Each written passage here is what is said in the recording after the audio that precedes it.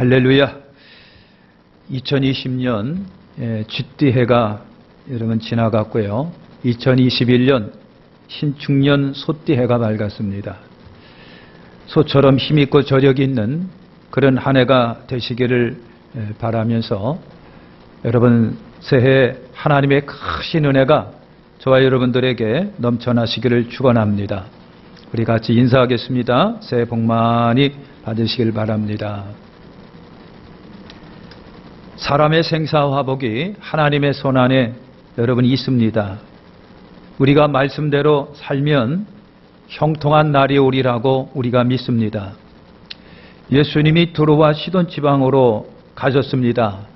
그때 가나안 여인이 주님을 찾아왔습니다. 그 여인의 딸이 흉악한 귀신 들려서 엉망이 되어 있었고 제정신이 아닙니다. 딸이 그러다 보니까 온 집안의 먹구름이 잔뜩 끼었습니다. 그래서 딸을 고쳐달라고 찾아온 것입니다. 예수님께서 그 여인을 시험하십니다.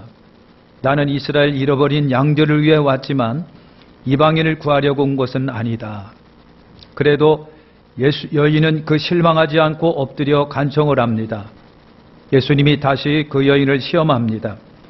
자녀의 떡을 취하여 개들에게 던짐이 마땅하지 않다. 그럼에도 여인은 포기하지 않고 매달립니다. 그러자 예수님은 그 간절함과 애절함을 보시고 축복하셨습니다. 딸아, 내 믿음이 크도다. 내 소원대로 될지어다. 그 시로 딸에게서 귀신이 떠나가고 온전하게 됐고 그 집안은 모처럼 웃음꽃이 피는 행복한 가정이 되었으리라고 확신합니다. 성경에 우리가 잘 되는 비결이 기록이 되어 있습니다. 성경은 말씀하십니다. 내 믿음대로 될지어다. 믿음이란 내가 바라는 것들을 어떤 목표나 목적을 미리 기대하는 것이 믿음이라고 하는 것입니다. 즉 하나님이 나의 믿음을 보시고 이루어 주시는 복을 기대하는 겁니다. 흔히 세상 사람들이 말하는 신념이라든가 자기 체면 등은 아니죠. 모든 사람이 꿈을 꾸고 비전을 갖고 소원을 여러분 가집니다. 그렇다고 해서 사람이 계획한 대로 잘 되면 무슨 걱정이 있겠습니까? 우리는 하나님이 나의 믿음을 보시고 주시는 복을 여러분 기대할 뿐입니다. 자, 그러면 올해 나의 소원을 이루기 위해서 우리는 어떻게 해야 할까요? 우리가 읽은 본문을 통해서 세 가지를 찾아보겠습니다. 첫째는 3절입니다. 여호와를 의리하여 선을 행하라. 땅에 거하여 그의 성실로 식물을 삼을지어다. 여러분, 마음의 소원이 이루어지기를 원하거든 여호와를 의리하여 선을 행해야 합니다. 그리고 성실하게 하나님을 섬길 수 여러분 있어야 합니다. 의리한다는 말은 내 문제를 그분에게 의지 부탁하는 것을 말합니다. 아이들은 부모님들을 전적 의지하고 부탁을 합니다. 왜냐하면 분별력도 판단력도 경제력도 힘이라든가 또는 지혜 등이 부족하기 때문에 그렇습니다. 역시 우리는 하나님 앞에 약하고 그리고 부족하고 지혜나 지식 등이 매우 부족합니다. 그래서 우리는 하나님을 의지해야 합니다. 그래야 성공할 수가 있습니다. 성경은 우리를 어린 양으로 비유할 때가 많습니다. 어린 양이라고 할 때는요, 항상 사나운 짐승을 염두에 둘 때에 어린 양이라고 표현을 합니다. 베드로전서 5장 8절에 근신하라 깨어라 너희 대적 마귀가 우는 사자와 같이 두루다니며 탐길살을 찾는다고 하셨습니다. 우리는 어린 양인데 마귀는 굶주린 사자입니다. 사자도 무서운데 굶주려 있다라고 하는 것은 더 얼마나 무섭고 사나울까를 생각을 해봅니다.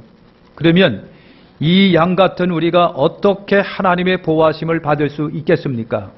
매우 중요한 한 가지 비결은 목자 되시는 예수님 곁에 있는 것입니다. 우리가 이 세상 살아가는 동안에 온전히 주와 함께 있어야 합니다. 가지가 포도나무에 붙어 있으므로 저절로 열매를 맺음처럼 내가 예수님을 의지, 부탁, 의뢰해야 합니다. 이것이 양으로서 우리가 보호받을 수 있는 중요한 비결이 됩니다. 그러면 나를 도우실 예수님을 절대 신뢰할 수 있는 방법은 무엇일까요? 세 가지가 여러분 있습니다. 말씀 안에 말씀을 마음에 두시기를 축원합니다. 하나님은 곧 말씀 안에 계십니다. 성경 말씀을 읽고 가까이 하고 암송하고 배우고 묵상하시기를 바랍니다. 말씀이 내 안에서 생생하게 살아 움직이도록 내 마음에 항상 말씀을 두시길 바랍니다. 그러면 목자 곁에 있는 양과 같은 것입니다. 그 다음에 성령 안에서 기도하시기를 축원합니다. 기도하는 시간만큼은 하나님의 손을 붙잡는 시간입니다. 성령님이 크게 역사하는 시간이고 천사들이 움직이는 시간입니다. 우리는 반드시 성령 충만해야 합니다. 그러면 말씀이 내 안에서 역사할 겁니다. 그리고 중요한 것은 나의 마음의 자세가 성실해야 되겠다라고 하는 것입니다. 성실하다고 하는 것은 시종여일하게 시작과 끝이 똑같은 마음이 성실입니다. 하나님께 내 마음이 그리고 내 생각이 내 의지가 순종함이 충성함이 변함이 없는 것이 성실입니다.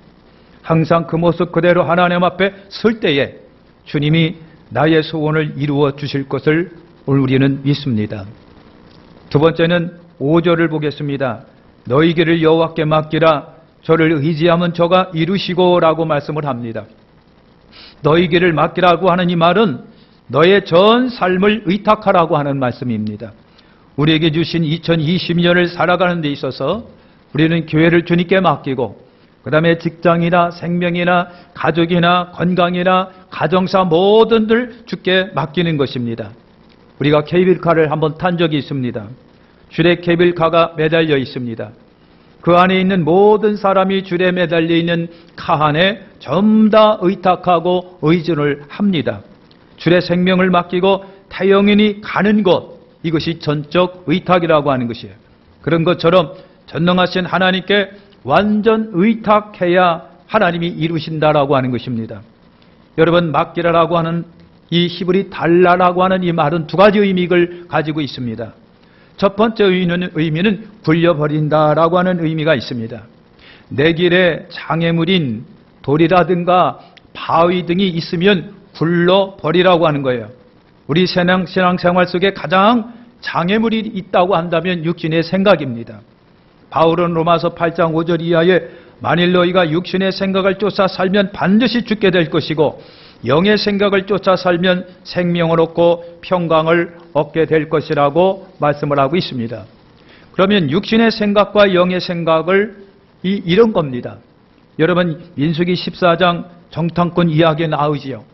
10명의 보고를 우리가 들어보시길 바랍니다. 12명이 똑같은 상황을 똑같이 봤습니다. 그런데도 불구하고 10명의 보고는 달랐습니다. 그들이 그렇게 말합니다. 그곳 사람들은 기골이 장대하고 싸움에 능하며 성은 견고하니 아낙 자손을 보았는데 우리하고 그들의 키를 재보니 우리는 그들에 비해서 메뚜기밖에 안 됩니다. 우리는 그들과 싸울 수가 없습니다. 싸우면 우리는 죽습니다. 그래서 우리는 못 갑니다. 이것이 바로 10명의 보고였습니다. 하나님의 면전에서 이들의 말이 바로 육신의 생각인 거예요. 육신의 눈으로 봤으니까 육신의 평가가 나올 수밖에 없고 자기 수준에서 빠지고 자기들이 못한다고 해가지고 하나님도 못할 것이라고 생각했던 것이 바로 육신의 생각입니다. 그런데 갈렙과 여호수아는 아니었습니다. 그들은 그렇게 말합니다. 아닙니다. 갑시다. 그들은 우리의 밥입니다. 야훼 하나님께서 우리와 함께 하시면 오늘 우리는 능히 이길 수 있습니다. 하나님이 그 땅을 우리에게 준다고 약속하셨기 때문에 우리는 가야 합니다. 이것이 바로 영의 생각을 따라 말하고 행동하는 것입니다. 내 육신이 눈으로 봤을 때는 부족합니다. 연약합니다. 환경이 굉장히 안 좋습니다. 그래서 때로는 자신감도 없습니다. 그러나 그것을 접어두고 하나님이 내 뒤에 계시니까, 하나님이 나와 함께 하시니까 나는 못하지만 전능하신 하나님은 하실 수 있습니다. 그렇기 때문에 하나님을 믿고 가면 됩니다. 이것이 영의 생각이라고 하는 것입니다. 여러분, 지금 나의 현실이 답답하고 어둡다고 할지라도 오늘 코로나19로 인하여 나라가 그렇고 전 세계가 그렇고 교회가 그렇고 매우 힘들고 어렵습니다. 그러나 하나님의 약속을 붙들고 내일의 영광을 바라보는 사람은 그 믿음대로 될 것입니다. 그러므로 무슨 일을 만나도 부정적인 생각을 하거나 부정적으로 말하지 말고 하나님이 힘 주시면 할 수 있습니다. 그렇게 말할 수 있는 여러분이 되시기를 축원합니다. 그 다음에 맡기라라고 하는 두 번째 이념은 믿음을 가져라, 믿어라 그 말입니다. 뭘 믿습니까? 전능하신 하나님과 그분이 하신 일을 믿는 겁니다. 이 땅에 어떤 것도 어떤 사람도 믿음의 대상이 될 수가 없어요. 하나님만이 영원히 믿을 수 있는 분이십니다. 우리는 하나님을 믿기 때문에 그분께 맡기는 겁니다. 뭘 맡깁니까? 내 생명도 맡기고 운명도 맡기고 문제도 맡기고 무거운 짐도 다 맡깁니다. 교회도 맡기고 나라도 맡기고 가정도 가족도 직장도 사업도 여러분 다 하나님께 맡깁니다. 이 몸도 맡깁니다. 맡기라라고 하는 것이 바로 그거예요. 믿어라 그 말입니다. 사랑하는 성도 여러분, 사기꾼과 어울리면 사기꾼이 될 수밖에 없습니다. 거짓말 잘하는 사람하고 어울리면 자동적으로 거짓말에 동참하게 됩니다.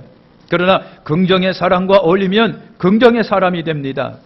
하나님의 전적 의탁하는 사람과 잘 어울리면은 여러분 그와 더불어 나도 은근히 닮아가서 전적으로 나를 하나님께 의탁하게 됩니다. 주님을 모시고 나가면 주님의 능력이 무한정 커지게 됩니다. 그러나 주님을 내 뒷전에 던져놓고 나 혼자 뛰어나가면은 능력은 내 능력밖에 없어요. 그 내 능력이 얼마나 연약하고 약하다고 하는 것도 우리가 알 수가 있습니다. 여러분 주님을 온전히 신뢰하고 모든 것을 주에게 맡기고 살아갈 수 있는 여러분 되시기를 예수님의 이름으로 축원합니다. 세 번째는 7절을 보시면은요, 여호와 앞에 잠잠하고 참아 기다리라.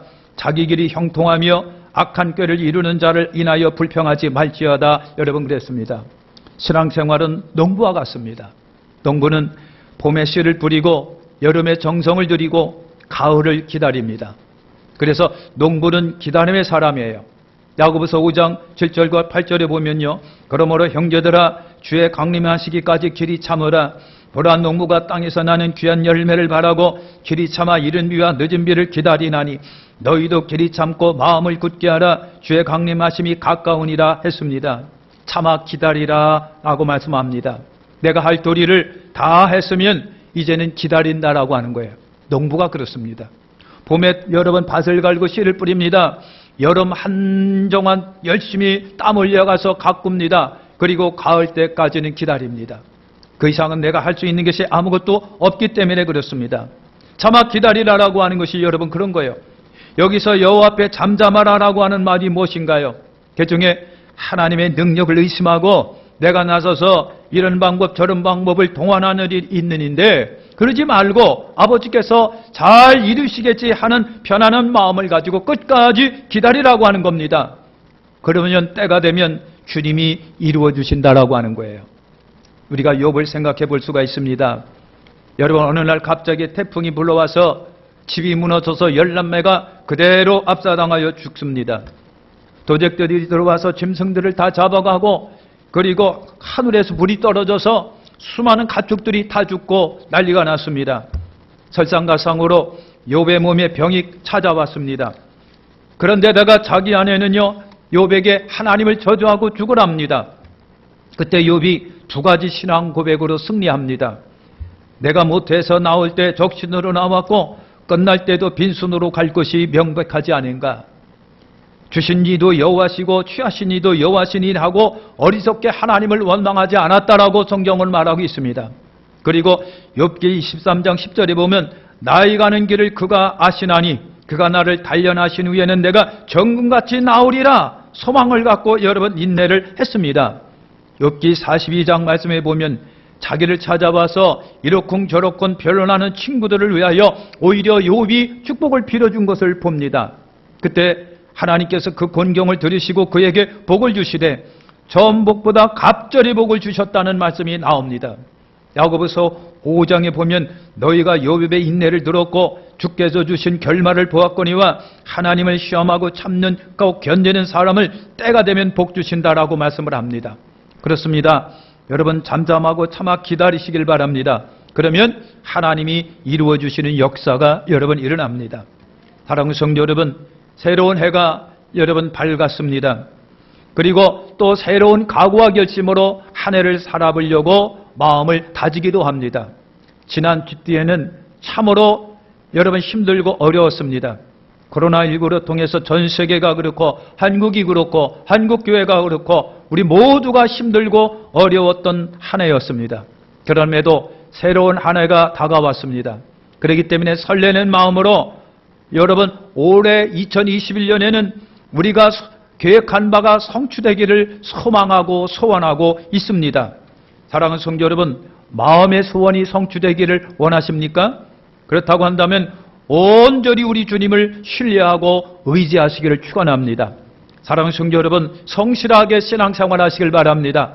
마음도 그렇습니다. 생각도 그렇습니다. 하나님 앞에 순종하는 것이나 충성하는 것이나 처음과 끝이 똑같은 거가 성실이에요. 하나님 앞에 충성했으면 처음이나 끝이나 충성해요. 사랑하는 성도 여러분, 하나님 앞에 순종했으면 시작도 순종이고 과정도 순종이고 끝도 순종입니다. 믿음으로 시작했으면 중간에도 믿음이고 끝날 때도 믿음이에요. 이것이 성실이라고 하는 겁니다. 사랑하는 성도 여러분, 성실을 하나님의 음식이라고 그랬습니다. 그래서 하나님은 성실하신 분이에요. 오늘 우리도 성실하시기를 축원합니다. 연초에 시작했던 마음이 연말에도 동일하시기를 축원합니다. 충성했던 마음이 동일하게 충성되시길 바랍니다. 믿음도 동일하시길 바랍니다. 섬김도 동일하시길 바랍니다. 여러분 각오와 결심으로 시작하고 기도하는 마음으로 시작했던 그 기도의 마음이 과정에도 기도의 마음이요 끝날 때도 기도의 마음이시길 바랍니다. 사랑이 시작할 때도 사랑이 처음이요 가정도 사랑으로 시작했으면 사랑이요 끝날 때도 사랑이시길 바랍니다. 여러분 1절 변함이 없이 처음서부터 끝까지 한결같은 것이 성실해요. 우리 주님을 사랑하는 것이 성실하시기를 축원합니다. 충성도 성실하시고 순종도 성실하시고 믿음도 성실하시고 우리의 여러분 모든 삶의 한 가지 하나하나 모두가 다 성실하시기를 축원합니다. 이럴 때에 하나님이 우리의 기도에 응답해 주시고 우리의 소원을 성취하여 주시고 인도해 주십니다. 여러분 성실하게 신앙생활 하시고 우리 하나님 앞에 다 맡기시기를 축원합니다. 그리고 참고 때를 기다리시기를 축원합니다. 그러면 우리 하나님께서 저와 여러분들에게 여러분 2021년도 새로운 축복을 우리에게 부어주실 것을 믿습니다. 이 나라도 그렇고 한국의 교회도 그렇고 우리 교회도 그렇고 여러분의 가정도 그렇고 여러분의 직장과 삶의 모든 것에서 하나님이 동일한 은혜와 축복을 우리에게 주실 것을 믿습니다. 여러분 이렇게 내가 할 도리를 다하고 때를 기다리면 우리 하나님이 분명히 성취하여 주실 것입니다. 올 한 해 동안 여러분 우리 교회와 여러분의 마음의 소원들이 주님의 도우심으로 다 이루어지시기를 축원합니다. 예수님의 이름으로 올 한 해가 승리하시기를 축원합니다. 여러분의 가정에 하나님의 은혜가 넘쳐나시기를 축원합니다. 예수의 이름으로 건강하시길 바랍니다. 손으로 하는 모든 범사가 다 형통하시길 바랍니다. 은혜로우시길 바랍니다. 행복하시고 기쁘시기를 축원합니다. 우리 주님의 은혜가 저와 여러분들에게 넘쳐나시기를 예수님의 이름으로 축원합니다. 기도하겠습니다. 하나님 아버지 감사합니다.